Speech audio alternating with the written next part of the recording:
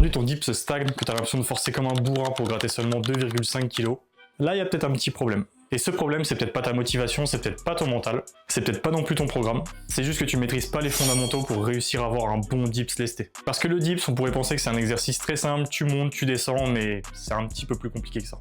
Parce que pour passer de dips poids du corps ou même de dips à 15-20 kg à des performances un petit peu plus élevées comme un dips à 100 kg, qui est souvent le goal de la plupart des personnes, ça va demander un tout petit peu de modification. Et surtout, je vais te montrer les erreurs invisibles qui bloquent la plupart des pratiquants. Alors reste bien jusqu'à la fin parce que le dernier point, tu te doutes bien, c'est celui qui fait toute la différence. On va commencer avec le premier point, sûrement l'un des plus importants et des plus sous-cotés, le setup. Et honnêtement, c'est souvent là que tu perds déjà de la force. Aujourd'hui, la plupart des gens, ils arrivent à la salle, ils montent sur le poste à dips, ils réfléchissent même pas comment ils l'ont fait, et ils commencent à bosser. Mais si tu commences comme ça, tu t'enlèves déjà une grosse partie des perfs que tu pourrais avoir. Parce qu'avec un setup bancal, voire carrément pas optimal, tu perds de la force, tu te fatigues pour rien, tu standardises pas tes reps, bref, à long terme, tu t'enlèves énormément de progrès facile. L'idée du setup, c'est qu'il te prenne le moins d'énergie possible. Alors règle ta box, pile au bon endroit pour que tu aies juste à te mettre dans le vide et pile à la bonne hauteur pour pas que tu aies à refaire ta mise en place une fois que tu es en suspension. Parce que vraiment l'idée c'est de te fatiguer le moins possible. Le setup, c'est pas ton dips, c'est la mise en place. N'hésite pas à prendre ton temps pour régler ton setup et je te donne un petit conseil, un petit inside, note tout. N'hésite pas à noter à quelle distance tu as mis ta box de tes barres, à noter la hauteur de tes barres de dips, vraiment tout ce qui te permet de gagner du temps, d'automatiser et de standardiser tes reps de séance en séance. Parce que sinon tu crois être à peu près pareil, t'hésites, tu bouges un peu ton poste à dips, tu crées déjà de l'instabilité technique et en plus tu te fais perdre du temps. Parce qu'on sait que les séances de street ça peut durer énormément de temps, donc si tu peux gagner quelques minutes, par-ci par-là sur une année, ça peut faire énormément de différence. Et surtout à haut niveau, le setup à l'à peu près, ça fonctionne pas. Le deuxième point dans ton setup, ça va être ta corde. Si t'as pas déjà une corde lestée et que tu bosses encore avec une chaîne, je te laisse quitter cette vidéo. Non, je rigole les gars, on n'est pas sectaire non plus. Mais en tout cas, je te conseille d'en acheter une parce que ça peut faire vraiment la différence. La hauteur de ta corde, elle va te permettre de pas avoir les poids placés juste au niveau de tes cuisses, de devoir faire un squat avant de te mettre en place, ou à l'inverse, de les faire tomber dans le vide de 40 cm avant de commencer à te mettre dans le vide. Parce que ça peut faire une grosse différence aussi. Donc ce que je te conseille, c'est d'avoir une corde réglable parce que ça va faire une grosse différence. Tu vas pas forcément régler le poids à la même hauteur que tu fasses des dips, des tractions ou des muscle-up. Et ça, un bon placement de poids, peu importe l'exercice, c'est primordial. Et pour les autres exos, n'hésite pas à t'abonner, on en parlera dans une prochaine vidéo. Donc ce que je te conseille avec les dips, c'est que quand le poids tombe dans le vide, tes pieds puissent le toucher, mais qu'il soit vraiment au bord des poids, au bord du bas des poids. Parce que si il est trop bas, le poids va tomber de très haut. Et s'il est trop haut, comme je te disais avant, tu vas être obligé de faire un squat pour réussir à te mettre en place. Tu vas pas réussir à avoir un bon gainage du bas du corps parce que tu auras les pieds qui vont bouger un peu dans tous les sens.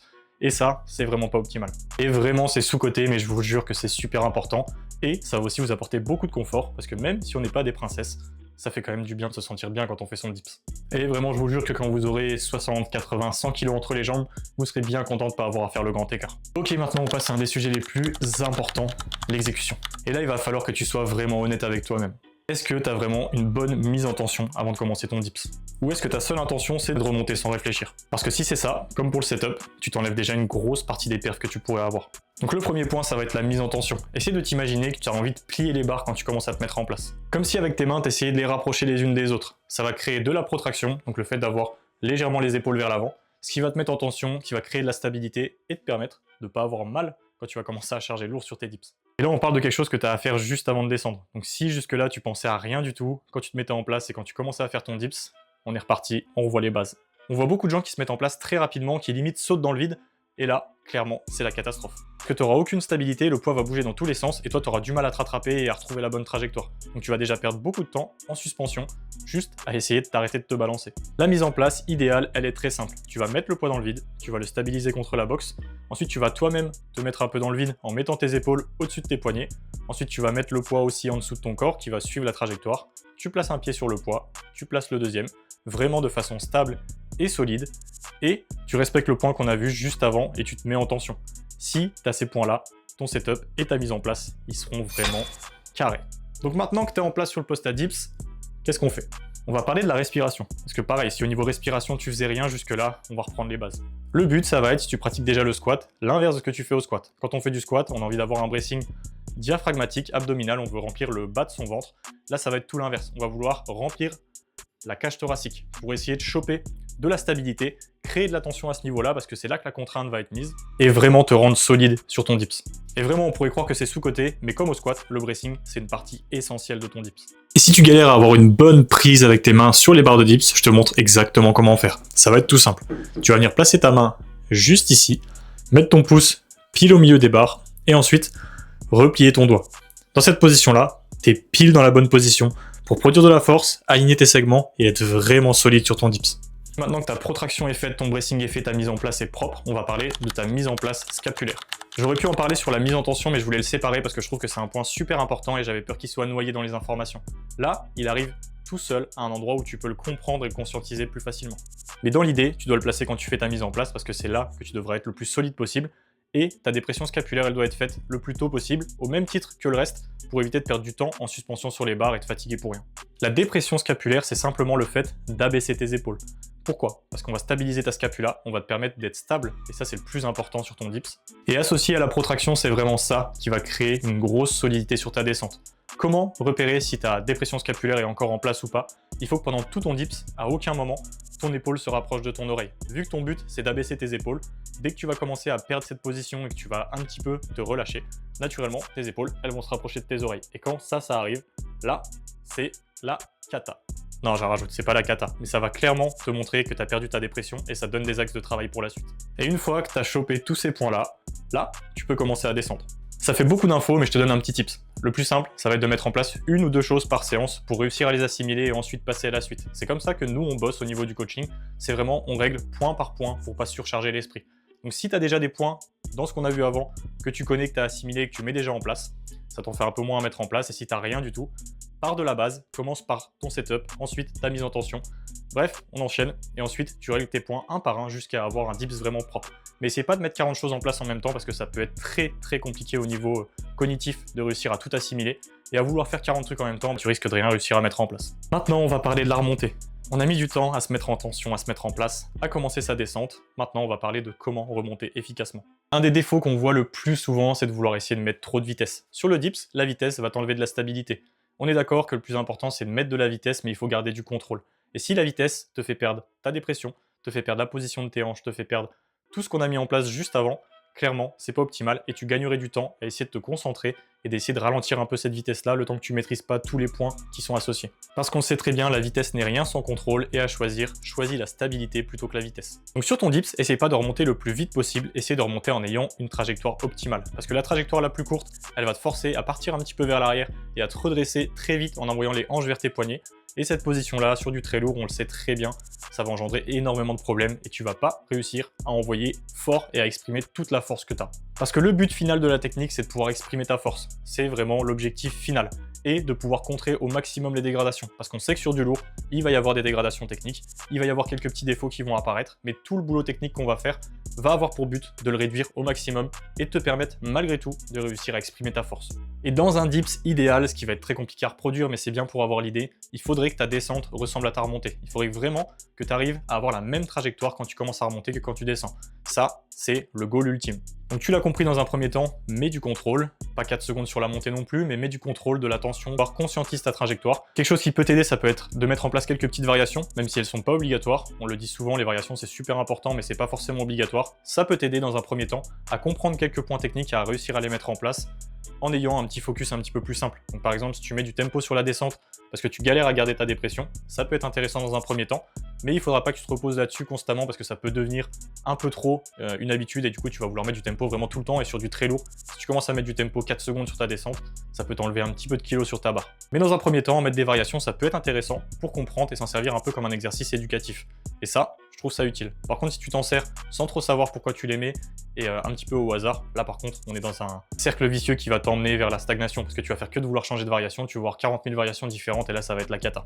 Le troisième point qui va aussi être important, ça va être la standardisation. Chaque rep doit être identique. Pourquoi? Parce que si à chaque séance, tu as une technique différente, malheureusement, tu ne pourras pas créer les adaptations musculaires, les adaptations cognitives, tu ne pourras pas comprendre un petit peu comment ta trajectoire a évolué de séance en séance parce que tu fais que de la modifier.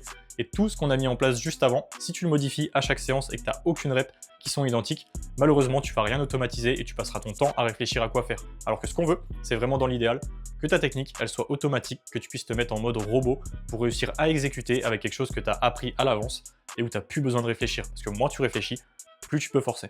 Donc clairement, si tu fais 3, 4, 5 reps et qu'il n'y a aucune rep qui est exactement la même, t'as du boulot. Vraiment, c'est sous-coté, c'est pas facile à faire, mais la standardisation, c'est quelque chose de méga important. Parce que comment tu pourras juger ta forme, comment tu pourras juger ton état, ton RPE, tout ce qui va avec, si t'as pas les mêmes reps d'une série à l'autre, t'auras pas les mêmes sensations, tout va être différent, donc c'est super compliqué de juger ta progression. Est-ce que t'as progressé parce que t'as fait quelque chose de différent par rapport à la série d'avant? Est-ce que t'as progressé parce que t'es devenu plus fort? Bref, on se met des bâtons dans les roues, parce que nous, ce qu'on veut, c'est des données stables, des données faciles à analyser, et une technique répétable au maximum. Donc le petit tips, c'est simple, tu dois considérer chaque rep comme si tu faisais un single. Parce que sur les singles, on se concentre, on est propre, la technique est assumée, la technique est efficace. Pourquoi on le fait pas sur le reste? Donc tu as une série de 8, tu as 8 singles à faire. La seule diff, c'est que tu restes sur le post à dips. Ça fait une grosse différence. Mais au niveau technique, le but, c'est vraiment que tu appréhendes chaque rep comme si tu faisais une single. Le quatrième tips, ça va être la vidéo. Bon là, je me filme et je t'encourage à faire la même chose. Pourquoi? Pour une chose très simple.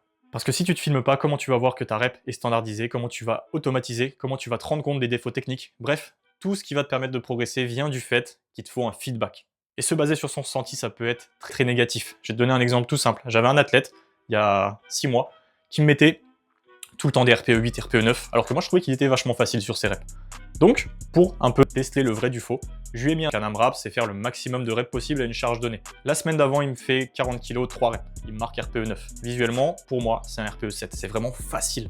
Donc, je décide sur cette semaine-là de lui mettre un AMRAP à 40 kg. Il a fait 8 reps.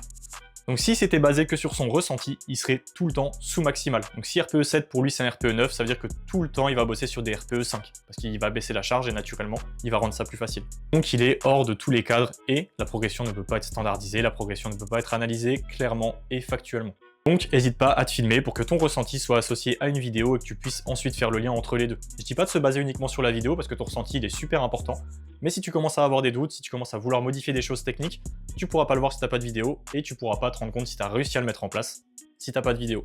Donc vraiment la vidéo c'est essentiel pour choper tous les points techniques, réussir à faire les modifs et aussi réussir à analyser ta progression. Parce que ça peut aussi t'aider dans 2-3 ans à regarder tes anciennes vidéos et à te dire « Ok, j'ai bien bossé ». Et on sait que la progression, c'est tout ce qu'on veut. Nous, on veut mettre plus lourd. Donc si on met plus lourd, on veut voir la progression, faire un petit réel, on est content, ça fait plaisir, ça remonte le moral et ça permet de durer. Parce que pour durer, il faut réussir à progresser. C'est la progression qui motive à créer de la progression. Donc les vidéos, ça a vraiment que des points positifs. Filmez-vous. Et bien sûr, dans l'idéal, essayez de vous acheter un trépied pour pouvoir choisir vos angles parce que chaque angle est différent. Sur chaque angle, vous pouvez voir des défauts techniques, sur chaque angle, vous pouvez modifier des choses et choper un peu tous les angles, faire un peu le tour de votre corps pendant tous vos exercices. C'est super important. Parce que par exemple, si on veut modifier la position des coudes et garder la perpendiculaire au sol avec votre avant-bras sur les dips, qui est quelque chose de très important, vous ne pourrez pas le faire si vous ne vous filmez pas de dos parce que ça ne sera pas forcément super visible. Et si vous n'avez pas l'habitude d'analyser des vidéos comme nous, qui sommes coachs, vous verrez peut-être pas ces points-là sur des angles un peu différents. Filmez-vous les gars, c'est vraiment un truc sous-coté. Maintenant, on va passer à un des points les plus importants, la programmation. Je pense que je vais faire une partie 2 où je vais parler uniquement programmation sur les dips. Si ça vous chauffe, n'hésitez pas déjà à mettre un like sur cette vidéo, partager, commenter comme d'habitude, et à me le dire en commentaire, parce que comme vous le savez, j'adore la prog, et faire une vidéo sur la prog des dips, ça vous ferait kiffer aussi les gars, on envoie. Donc si aujourd'hui tu fais des max à chaque séance, que tu es toujours à fond, que tu n'as aucun plan précis, je te le dis tout de suite, cette partie elle est pour toi, et il va falloir que tu te remettes en question. Parce que tu vas stagner, c'est obligé, la force ça marche pas comme ça. La force ça se construit, tu dois créer de l'élan, tu dois créer du momentum, commencer plus bas que ton niveau, accumuler du volume, accumuler de la capacité de travail, ensuite monter progressivement et là seulement au bon moment, quand c'est prévu, tenter un max. Parce que sinon tu seras toujours déçu du résultat que tu vas avoir. Et tout ça on en parlera dans une prochaine vidéo et si t'as pas le temps d'attendre et que t'as vraiment envie de commencer à progresser, que tu veux vraiment t'enchaîner et éclater ton max au dips, n'hésite pas à cliquer sur le petit lien dans la bio ou à m'envoyer directement un DM, on commence le boulot ensemble. Et là ça va faire très mal, tu vas gagner un temps monstrueux. Et on parlera plus précisément de la prog dans la prochaine vidéo les gars. N'hésitez pas comme je vous l'ai dit, petit commentaire, de toute façon je pense que dans tous les cas je la ferai. Mais les commentaires ça aide pour le référencement, c'est un petit hack. Et ça fait toujours plaisir d'avoir des petits commentaires, des retours, que ce soit positif ou négatif pour qu'on puisse s'améliorer pour la suite. En tout cas, si tu arrives à mettre en place tout ce qu'on a vu avant, clairement ton dips il va glow up, ça c'est sûr et certain. Donc n'hésite pas à revenir dans quelques semaines, me donner ce que tu as réussi à faire, ce que tu as réussi à améliorer et ce que cette vidéo a pu t'apporter. Si tu as des questions, pareil, n'hésite pas, balance dans les commentaires, je me ferai un plaisir d'y répondre. Et comme d'habitude, on se retrouve bientôt pour une nouvelle vidéo. Merci pour la force, prenez soin de vous, ciao l'équipe.